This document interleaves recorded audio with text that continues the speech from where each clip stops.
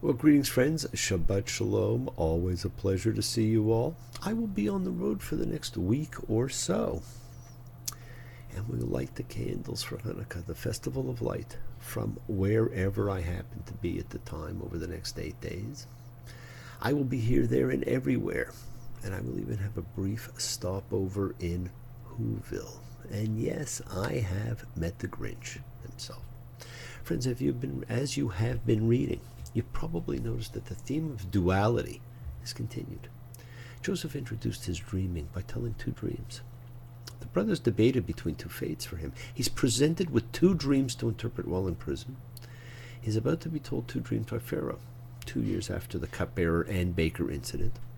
The brothers make two trips to Egypt. And friends, we continue to live in a bipolar world. We love or hate. We walk or run. We're Democrats or Republicans, liberals or conservatives. We support or reject. We talk in terms of good or bad. We're pro or con, naughty or nice this time of the year.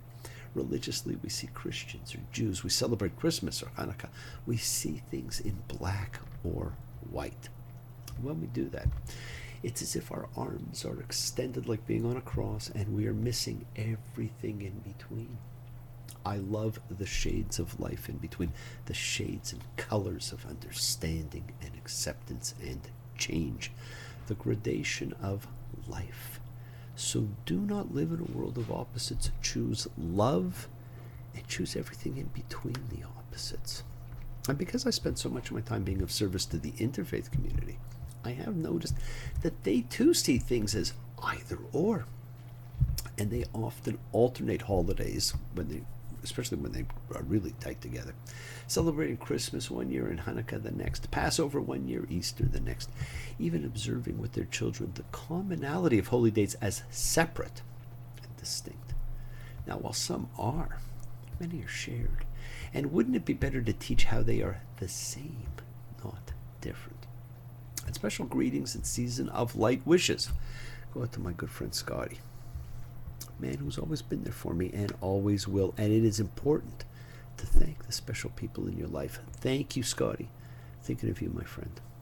And I'm also thinking of Rabbi Leslie, certainly one of the most amazing rabbis I have ever met. A liturgical genius who has undergone some very serious surgery. Been thinking of you, praying for you, and sending all the healing energy I can. Misha Berach. Get well.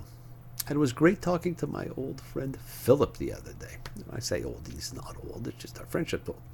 We go back many years, and he too is one I can never forget. And Philip, I will be there for you always. We must remember to tell the people who matter that they matter. We're in the midst of Hanukkah, the great festival of light and miracles. So let's take a few minutes to talk about it. We all know the story.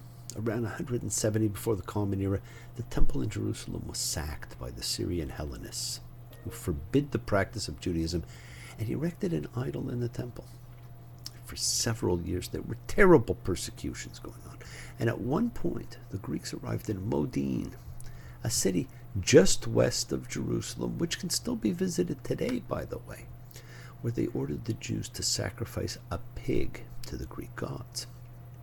Now, the priest who was there, Mattathias, refused, and he killed the person who was willing to come forward and do the sacrifice, along with the Greek envoy. And a guerrilla war broke out. And the priest, Mattathias, and his sons, led by Judah, nicknamed Maccabee the Hammer, which is also an acronym for Michamocha Ba'alim Hashem, who was like you among the powers of God, leads the revolt. Now, the actual fighting takes 25 years. But after the first three, the Maccabees reconquered Jerusalem and start cleaning up.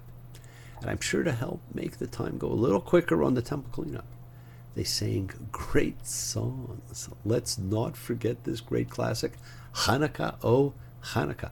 Oh Chanukah, come light the menorah. Let's have a party, we'll all dance the hora. Spin the whirling dreidels all week long. Eat the sizzling latkes, sing a happy song. Okay, they probably didn't sing that. And I'm sorry for singing them. But they clean up the temple. And the famous gold menorah which Moses was instructed to design and build had been melted down, so they lit a makeshift one with the one vial of official high priest lamp oil that they could find. And the miracle of Hanukkah, of course, is that it burned for 8 days instead of one. That allowed fresh oil to be brought to the temple. That is why the menorah, or as it's properly called, the Hanukkah, lit for the holiday, is different from the temple menorah, having 8, not 7 spaces plus 1, giving 9. The 9th serves as the shamas, the helper light which lights all the others. And the story is so well told in the Talmud. It's in Shabbat 21b, if anybody wants to read it. And friends, there are really 2 miracles to take note of. The first, the one we all think about, the 1 day of oil burning for 8 days. The second, the amazing military victory of the small force over the great force. One was the physical battle. The other was the spiritual battle. Another duality for us to consider.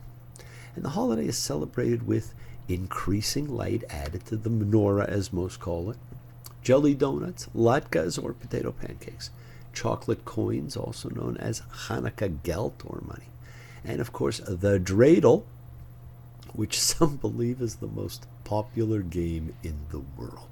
Now, dreidel is its Yiddish name. In Hebrew, it is the sevivon. It sounds French, doesn't it? Sevivon. It's a gambling toy with 4 sides. And the mythology of it tells us that when the children were illegally studying Torah, if the Greek soldiers were coming, they would hide the Torahs and pull out the dreidels instead. So we have a game that's been played for over 2,200 years. And there are letters on each of the 4 sides, and it stands for the phrase, a great miracle happened here if you were in Israel, or there if you were not. And you win different amounts depending on which Hebrew letter comes up, when you spin the dreidel. Look out, Las Vegas. And that too brings up another immortal tune, the dreidel song. I have a little dreidel, I made it out of clay, and when it's dry and ready, oh dreidel I shall play. It is a great holiday and a wonderful one for children to really understand the miracles that can take place in our lives. And friends, miracles take place in our lives all the time. We start with 1 candle, and every day we add to it, bringing more light into our lives. And when we light the candles, we say the following prayers in order to bring that energy in. Baruch atah Adonai Eloheinu melech haolam asher kitshanu b'mitzvotav v'tzivanu lehadlik ner Chanukah. Blessed are you, Lord our God, King of the universe, who has sanctified us with his commandments and commanded us to kindle the Hanukkah light. Baruch atah Adonai Eloheinu melech haolam she'asa nesim lavatoinu b'yamim hachaim bizman hazeh. Blessed are you, Lord our God, King of the universe, who performed miracles for our forefathers in those days at this time. Baruch atah Adonai Eloheinu melech haolam she'achiyanu v'kiyimanu v'higiyanu lizman hazeh. Blessed are you, Lord our God, King of the universe, who has granted life, sustained us, and enabled us to reach this occasion. And friends, I know people who get all wound up and confused over just how to light the candles in terms of order or direction. And I would tell you, it doesn't matter. Just light them and have some fun. But for those who want to know, we do light them in a specific way. There is an official way of doing everything. And there's actually spiritual meaning for it also. You add the lights from right to left, but you light from left to right. Okay, will you be struck by lightning if you don't do it that way? No. Have fun. Now, I have here a couple of typical examples of Hanukkahs. And the first is an example of what I would call a typical Hanukkah, which we're all familiar with. Okay, so, and here it is. We got 1, 2, 3, 4, 5, 6, 7, 8, and 9th, the helper light. Okay, and this is the one that we're all familiar with, and this is how the candles are placed in it. You add them from right to left, and This is my right, so I would add them right to left. 1, 2. And then I would light them from left to right. So depending on how many I've added, I would light them in the opposite direction of how I've added them. Okay. And this is the typical one. Now here, this is an ancient one. I hope you can see that. I can't tell. And this one is an oil burning Chanukah, and it's compact and multi-purpose. And you would put the oil in these little things, and each one of these has 2 spaces for a wick. So these 4 double up to become 8, and up top is the 9th, the helper one. So you would light this. And this is fantastic because you could use this as a Chanukah, which it was designed for, but you could also use it just using the outside ones or the inside ones to do your weekly, Shabbat candles. So it's a fantastic one. I really like it. And my final prop for the evening is this fantastic gingerbread Chanukah house, all decorated with dreidels and candy and all the rest. I mean, it certainly looks good enough to eat, doesn't it? So you can have a lot of fun on Chanukah. Enjoy the 8 days, my friends. And remember, it is a rabbinic, not a Torah holiday, as it took place after biblical times. And it always comes around the time of the dream section of the Torah, because dreams and miracles go hand in hand. We are in the second part of the Joseph Chronicles, Miketz, and in the end. It's actually from the end, but being a Beatle fan that I am, I couldn't help myself. And at the end, you will see that this parsha does in fact point to what happens in the end. Joseph has been languishing in the prison house, Beit Sohar, for a few more years. The term tells us it's not so much an institution as we think of a prison, but has a home component to it, although not quite a house that you or I would ever want to live in. And friends, what stands out in this parsha is the power of a dream interpretation. The Hebrew verb patar and its associated noun suggest decipherment. There is one conclusive decoding for every dream, and a person who is granted insight can break the code. Wow, what a gift, what a powerful individual that person would become. And in Egypt, as in other places, in the ancient world, the interpretations of dreams was regarded as a science, and formal instruction and techniques of dream interpretation was given in schools called houses of life. Even now when we have a dream, we seek a Joseph to interpret it for us, to break the code. The thing that Joseph said, God does. Joseph had said before, and will say again with Pharaoh, that dream interpretation comes from God. It does not say God's. Is it because he remains an ardent monotheist in a sea of pantheism and polytheism? We're really never given much insight into the actual religious or spiritual practices of the patriarchs. We see them bargain, argue, and cajole with God. And the word in the Torah in this section for God is Elohim, the plural spelling but singular term, not Yahweh. And so it is possible that Joseph says God and Pharaoh hears gods.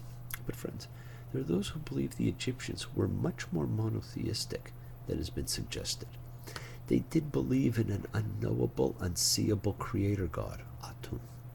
There's a great ancient Egyptian hymn which goes, one, the maker of all things, the spirit, the hidden spirit, the maker of spirits. He existed in the beginning when nothing else was. What is created he made after he came into being. No man knows how to find him. His name is a mystery and is hidden. His names are innumerable. He is truth. He lives on truth. He is the King of truth. He is life. Through him man lives. He gives life to man. He breathed life into his nostrils. He himself is existence. He neither increases nor diminishes. He made the universe, the world, what was, what is, and what shall be. He hears him who calls on him. He rewards his servants. Those who acknowledge him, he knows. He protects his followers. Now, if I didn't know any better, I would think I was hearing one of the very early Hebrew Psalms. Genesis 41:1. And it was at the end of 2 years' time, and Pharaoh was dreaming. We are about to hear, probably after Jacob's ladder, the most famous dreams in the Torah, the twin dreams of Pharaoh. And friends, especially for you numerologists out there, sacred numbers stand out in each of the 3 sets of dreams in the Joseph story. First with the brothers, 12. Then with the cupbearer and baker, 3. And now with Pharaoh, 7. And 3, 7, and 12 are amazing numbers in Jewish mythology. And if anyone is interested, we can do a talk on the mythology of numbers and how they relate to creation and the tree of life. Dream 1, Genesis 41:2. He was standing by the Nile, and look, out of the Nile came up 7 cows, fair to look at and fat in flesh, and they grazed in the rushes. And look, another 7 cows came up after them out of the Nile, foul to look at, meager in flesh, and stood by the cows on the bank of the Nile. And the foul-looking, meager-fleshed cows ate up the 7 fair-looking, fat cows. Dream 2. 7 ears of grain came up on a single stalk, fat and goodly. And look, 7 meager ears, blasted by the east wind, sprouted after them. And the meager ears swallowed the 7 fat and full ears. Well, everybody was called, and no one could give Pharaoh the meaning. And then the cupbearer remembers, and he tells his story about what happened. And Joseph is summoned to tell Pharaoh the meaning of the dreams. And once again, a clothing change figures in the defining moments of his life.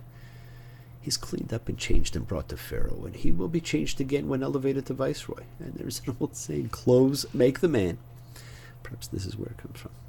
A destiny turns. Joseph answered Pharaoh, saying, not I. God will answer for Pharaoh's well-being. And Pharaoh spoke to Joseph and relayed the dreams to him. Now remember, friends, the name he uses for the deity in speaking with Pharaoh is Elohim, the term that has general currency among polytheists and monotheists. And the exchange that takes place is not designed to suggest that the Egyptian monarch has been turned into a monotheist by Joseph, but it tells us that he too understands that human wisdom is a gift of God. And the expression that he uses could have the general force of divine spirit. So he understands it all comes from God. Pharaoh, gets it. And what is fascinating is that Joseph not only interprets the dream, but suggests a solution, something that wasn't even asked for. Let Pharaoh look out for a discerning wise man and set him over the land of Egypt. Let Pharaoh do this. Appoint overseers for the land and muster the land of Egypt in the 7 years of plenty. And let them collect all the food of these good years that are coming, and let them pile up grain under Pharaoh's hand, food in the cities to keep under guard. And the food will be a reserve for the land for the 7 years of famine, which will be in the land of Egypt, that the land may not perish in the famine. 7 good years followed by 7 bad. Joseph is given the job. He's given an Egyptian name. He's given an Egyptian wife, the daughter of a priest, actually. And he has 2 sons. Cut to Canaan. The people are starving. The famine has begun. So Jacob decides to send the brothers to Egypt to buy food. But Benjamin, Joseph's brother, Jacob did not send with his brothers, for he thought, lest harm befall him. I love that. Harm could befall the others, and he couldn't care less. But not the only other one from Rachel. Jacob did not hide his feelings for his sons. How do you treat yours? Do we naturally prefer some over others? Now later Jacob says that he, Benjamin, alone remains. He doesn't add from Rachel, but we like to think that's what he meant. We love to make allowances for him. The brothers come to Egypt, and the Torah tells us Joseph's brothers came and bowed down to him. And we now have the fulfillment of Joseph's first 2 dreams.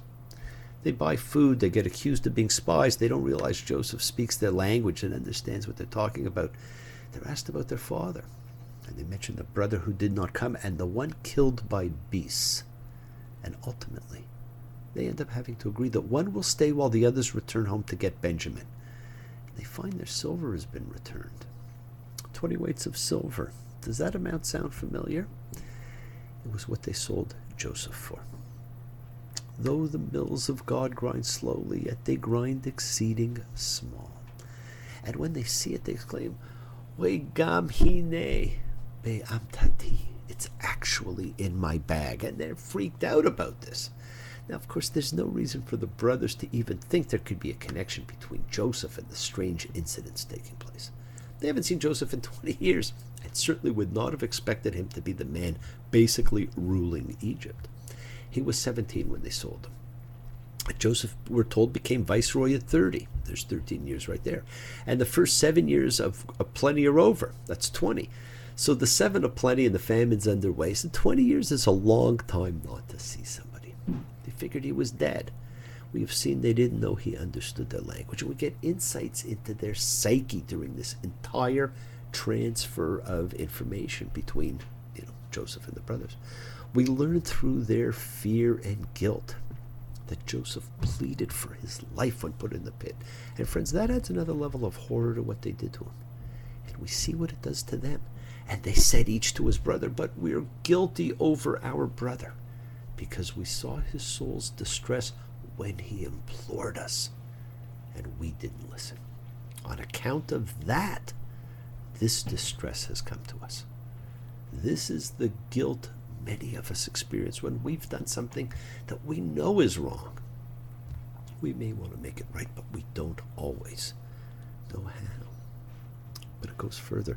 It permeates their thoughts, their movements, their motives, their lives. We saw what fear could do, what it did to Jacob his whole life, and how it became a part of the genetic makeup of his sons. Fear makes us say and do things we normally would not. Friends, you can look at the events of your life as being God's blessings or as potential punishments for your guilty conscience and fear. Rav Kook reminded us that the sages says, dreams are fulfilled according to the interpretation. So too may the thoughts contained within a guilty conscience, since that is like a permanent dream we live in, or in fear of. Is your vision filled with blessings or judgment? It is true, and in the end, the love you take is equal to the love you make. Forget your fear, forget your negative guilt, forget all of those things. See the miracles in your life. Let the light shine and love. Friends, this is a story of fate, the fate of a family and the fate of a nation. And like a dream, you may never know what it results in. You can't always get what you want, but if you try sometimes, well, you might find you get what you need. Love you all. See the miracles in your life. Be well, be happy, be blessed. Light the lights and shine on brightly. Thank you. See you all next time. Have plenty of jelly donuts, have Chanukah guilt. Spin that dreidel. Have a wonderful time. I'll see you again soon. Take care. Greetings from Whoville. Shabbat Shalom. Bye.